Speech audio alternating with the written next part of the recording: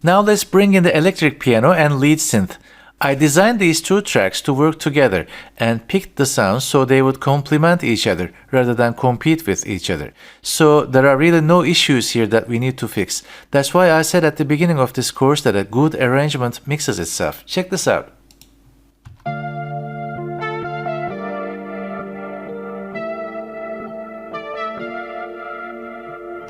Now let's bring in the pluck tracks. In my 3D drawing, I envisioned these to be on the left and right of the stage, so let's do that. First, let's open the inspector panel on the left. Go to one of the pluck tracks. Solo it.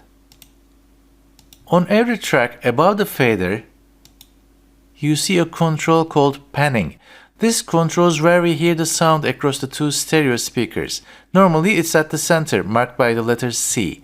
By moving this, you can pan the sound on that track to any point between the two speakers. I'll pan one of them all the way to the left and the other one all the way to the right. This is called hard panning. Your panning decisions depend on how wide you want your soundstage to be and how many tracks you would like to pan.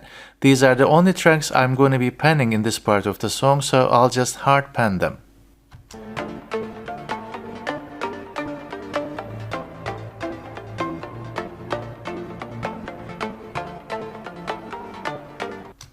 Now let's bring in the choir.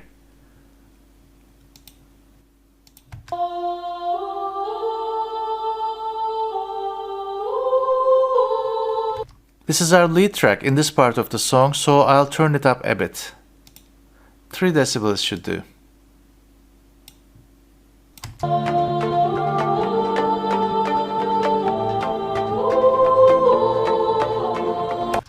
But I want this to go back to 0 dB once the rep comes in. And we can do that by automation. You can do this in a couple of different ways. Let me show you one of them. Under the fader, click this button here marked W. That's for write automation. This allows me to write automation for any parameter on this track. Once I hit play, Cubase will write any action that I make on this track as automation data. Just check this out. Start somewhere from here where the rep comes in.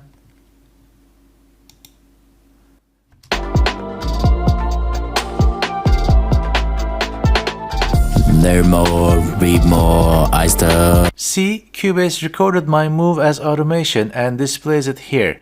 I can modify this as much as I want with the pencil tool, the line tool, or any other tools under here. I will bring this back to plus 3 dB at the end of the rep because it will become my lead sound again in the final section of the song. For that, just expand it down like so. And where the rep ends,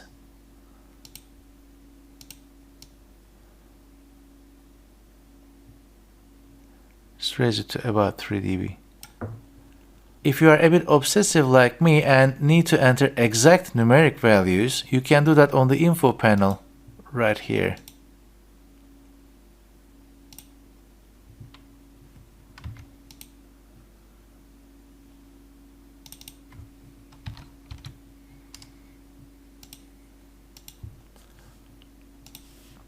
Just don't forget to click on this W button and disable writing, because if you hit play while this is on, Cubase will overwrite what you did. We can close this automation lane here. Now we're ready to work on the rep.